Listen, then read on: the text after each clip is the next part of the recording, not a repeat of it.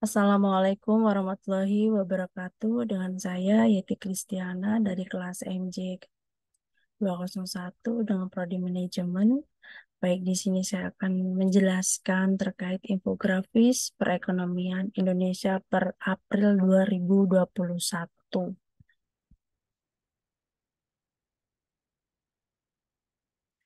Penentuan kebijakan ekonomi di Indonesia ada dua.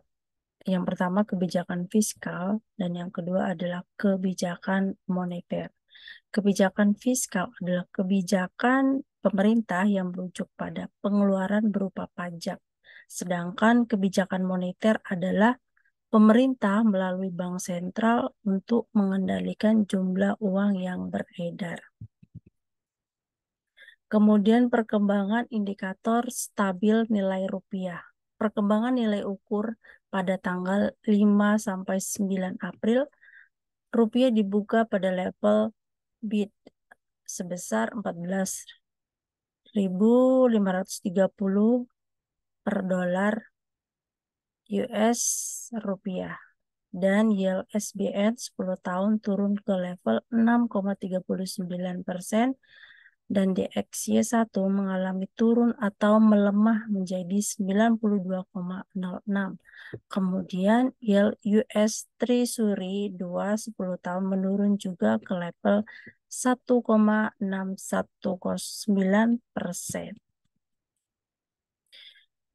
Selanjutnya aliran masuk modal asing. Yang pertama, premi CSD Indonesia 5 tahun naik ke 84,07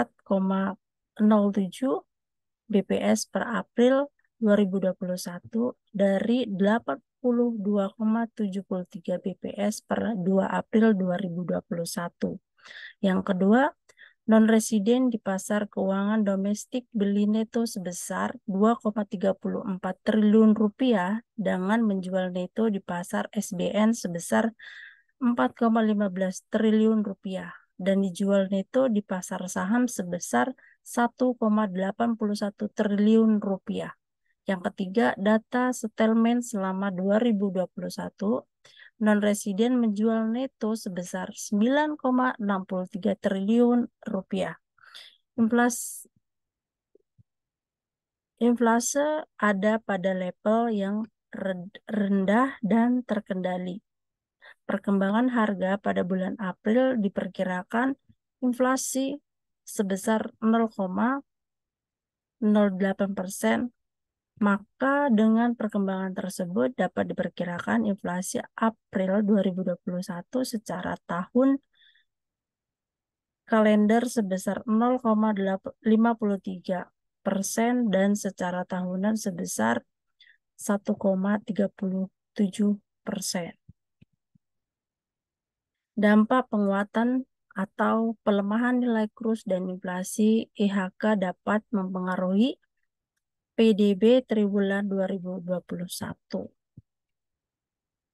Yang pertama, perekonomian Indonesia berdasarkan besarnya produk domestik bruto atau PDB atas dasar harga berlaku triwulan 1 2021 mencapai 3,969,1 triliun rupiah dan atas dasar harga konstan 2010 mencapai 2,683,1 triliun rupiah.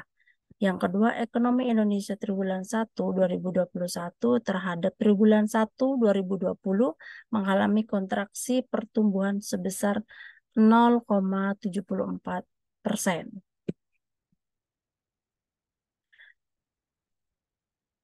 Pertumbuhan PDB menurut lapangan usaha. Pertama, pertanian tumbuh 2,95%. Yang kedua, industri pengelolaan terkontraksi 1,38%. Yang ketiga, pertambangan dan penggalian kontrak terkontraksi 2,02%. Yang keempat, konstruksi terkontraksi 0,79%. Yang terakhir adalah industri lainnya terkontraksi sebesar 0,52%. Hmm, Komunikasi rumah tangga dan konsumsi atau LNPR atau lembaga non-profit yang melayani rumah tangga mengalami kontraksi pada seluruh kelompok yaitu makanan, minuman, dan tembakau antara lain sandang, suku cadang, dan aksesoris, bahan bakar kendaraan, barang budaya, dan reaksi serta barang lainnya. Pembentukan modal tetap bruto atau BMTP terkontraksi 0,23%. Barang modal jenis kendaraan mengalami perlambatan yang disebabkan oleh melambatnya pertumbuhan produksi kendaraan domestik dan terkontraksinya produk kendaraan impor. Konsumsi pemerintah tahun tumbuh 2,96%, kenaikan belanja barang dan jasa baik pada pengeluaran konsumsi kolektif maupun individu lebih banyak terjadi pada belanja barang non-operasional, khususnya untuk penanganan pandemik COVID-19 seperti pengadaan obat-obatan dan vaksin. Ekspor barang dan jasa tumbuh 6,74%. Ekspor non-migas adanya peningkatan pada komoditas utama antara lain lemak dan minyak hewan nabati, besi dan baja, serta mesin peralatan listrik. Ekspor migas dikarenakan peningkatan harga komoditas migas. Ekspor jasa terkontraksi akibat penurunan jumlah wisatawan mancanegara atau wisma karena adanya pandemi COVID-19. Impor barang dan jasa tumbuh 5,27%. Impor non-migas terkontraksi. Impor jasa terkontraksi seiring dengan menurunnya jumlah wisatawan nasional atau wisma yang berwira ke luar negeri. Kondisi perekonomian makro Indonesia saat ini 2021 di tengah pandemi COVID. Yang pertama, produk domestik bruto atau PDB atas dasar harga berlaku mencapai 16,970,8 triliun rupiah dan PDB berkapita mencapai 62,2 juta rupiah atau 4,349,5 US dollar. Yang kedua, ekonomi Indonesia pada tahun 2021 tumbuh sebesar 3,69%, lebih tinggi dibandingkan pencapaian pada tahun 2020 yang mengalami kontraksi pertumbuhan sebesar 2,07%. Pertumbuhan PDB menurut lapangan usaha 2021 dan pertumbuhan PDB menurut pengeluaran 2021. Ekonomi Indonesia triwulan 4 2021 terhadap triwulan sebelumnya mengalami pertumbuhan sebesar 1,06%,